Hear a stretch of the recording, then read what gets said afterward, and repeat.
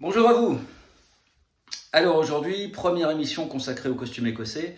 J'ai choisi de commencer par le kilt. Alors kilt et cornemuse, ce sont les deux mots qui font tout de suite penser à l'Écosse, à sa culture, à ses traditions. Et bien kilt, c'est un mot un peu étrange puisque ça n'a pas déjà une consonance très celtique, très gaélique. Et c'est normal puisque c'est un mot qui nous viendrait de l'ancienne langue des Vikings, le norrois. Et donc là aussi, c'est assez normal puisque les Vikings, vous le savez peut-être, ont occupé une grande partie de l'Écosse et de ses îles pendant plusieurs siècles et ont donc à ce titre laissé beaucoup de traces dans la culture et dans la langue gaélique. Alors le kilt en fait est très étroitement associé à la notion de tartan, au tartan. C'est une pièce de laine avec des carreaux, et des carreaux qui sont faits de différentes couleurs. À l'époque moderne, à l'époque actuelle, tous ces différentes couleurs, ces différents types de tartans sont, au moins en Écosse, chargés de représenter les différentes familles, les différents clans. Il n'en est pas de même dans les autres pays celtiques, comme par exemple l'Irlande, où le tartan est plus associé à la région, au comté. Au moins dans le monde celtique, le plus ancien tartan, la plus ancienne pièce en tartan qui a été retrouvée, eh bien, date du IIIe siècle après Jésus-Christ. Il est connu sous le nom de tartan de Falkirk. Et il faut savoir que ces motifs, ce type de vêtements, se retrouvent aussi dans d'autres régions du globe, c'est-à-dire en dehors de la culture celtique. Alors pour le kilt, lui, a une histoire plus récente. Impossible de fixer avec certitude un point de départ, ni donc une origine, vous l'avez compris. Cela étant, le premier témoignage écrit dont on dispose sur le kilt, eh bien, ça nous vient d'un récit irlandais de la fin du XVIe siècle et qui décrit avec précision des mercenaires écossais venus exercer leur métier en Irlande. Et donc effectivement, le costume de ces mercenaires est décrit avec précision. Et l'auteur nous parle donc d'un grand vêtement, une sorte de grand manteau, avec beaucoup de plis, et qui permet donc, qui part du genou en fait, et qui va permettre de recouvrir tout le buste de la personne, du soldat, et qui tient à la taille avec une ceinture. Et c'est vraiment dans ce récit la première mention de ce type de vêtement en tartan. Ce vêtement en tartan donc qui sert de grand manteau, orné de plis et qui tient avec une ceinture. Et on est parti de cette description pour nommer ce vêtement, et c'est un nom qui va rester donc pendant plusieurs siècles et jusqu'à aujourd'hui. Et donc on aura affaire au belted plaid. Alors vous retrouvez le plaid, bien sûr, qui est un mot que vous connaissez, qui est cette pièce en tartan en fait. Et belted, ça nous renvoie à l'anglais belt, qui signifie ceinture.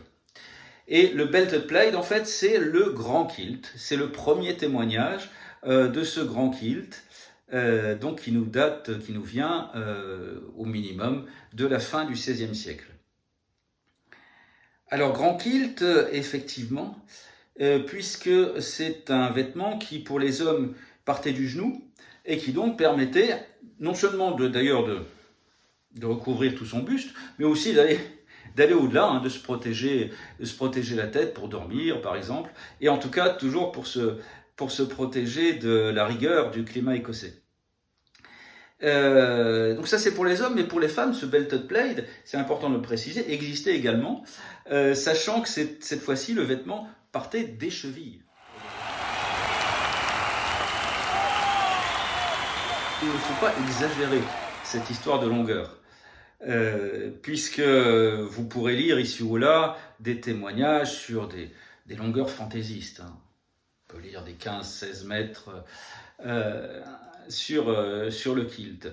En fait, il y a la plupart du temps une confusion entre la longueur de l'étoffe, la longueur de la pièce de laine qui est nécessaire pour confectionner le kilt et le produit fini. Comme on ne disposait pas à l'époque de métier à tisser suffisamment large, on était obligé de joindre deux pièces d'étoffe ensemble pour arriver au vêtement final. Ce qui explique donc cette confusion entre la longueur du vêtement final et celle de la pièce d'étoffe. Ceci dit, on a quand même un grand vêtement, puisque si on déroule l'ensemble de ce kilt, on avoisine quand même la plupart du temps les 4 mètres. Alors, 16e siècle, donc, première époque finalement charnière, première époque décisive pour le kilt, avec l'apparition donc de ce grand kilt, de ce belted plaid. Et c'est un vêtement qui va perdurer, je dirais, jusqu'au début du XVIIIe siècle, où apparemment on a inventé ce qui est le kilt actuel, ce qui est le kilt moderne, le kilt d'aujourd'hui, le petit kilt. C'est-à-dire c'est une version courte en fait du grand kilt, puisque on a éliminé toute cette partie qui permettait de recouvrir son buste. On a éliminé en fait la référence à un manteau, pour ne conserver d'ailleurs qu'un système de plaid, une pièce d'étoffe qu'on porte sur l'épaule gauche, qui est surtout cette fois-ci qui a une vocation plus d'ornement que de manteau ou de réels vêtements. Et on a donc gardé toute la partie inférieure, partant de la ceinture pour les hommes jusqu'au genou. Ce petit kilt, c'est le kilt actuel. Il a failli disparaître puisque au milieu du XVIIIe siècle, il y a eu la dernière rébellion jacobite et qui s'est soldée en 1746 par la défaite cuisante pour les Écossais de Culloden. Et à l'issue de cet événement tragique, beaucoup de choses ont changé. Et en fait, tout ce qui représentait la culture, les traditions gaéliques était purement et simplement interdite. Il n'en est allé comme cela du fait de jouer de la cornemuse, mais aussi de porter le kilt.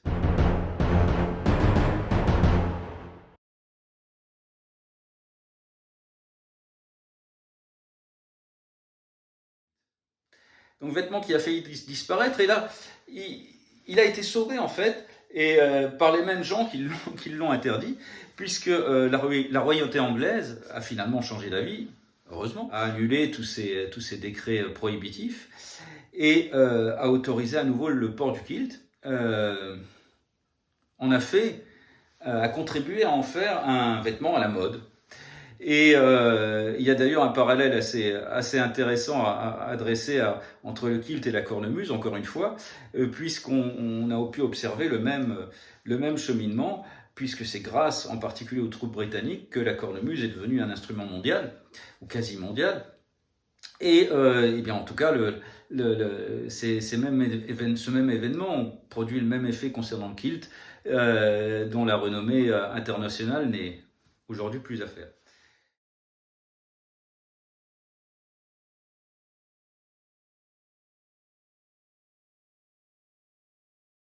Voilà sur le kilt. Donc retenez qu'il y a effectivement trois périodes essentielles. Avant le XVIe siècle, vraisemblablement pas de kilt, mais toujours des tartans et des couleurs vives, en tout cas pour les Celtes, pour les Gaëls. Entre le XVIe et XVIIIe, le belted plaid, le grand kilt. Et à partir du XVIIIe, XIXe siècle, le petit kilt, que nous portons encore aujourd'hui. Il restera encore, pour clore ce chapitre du kilt, à aborder la question fondamentale et ô combien fantasmée des dessous du kilt, mais ceci sera l'occasion d'un prochain épisode. En attendant, je vous dis à bientôt.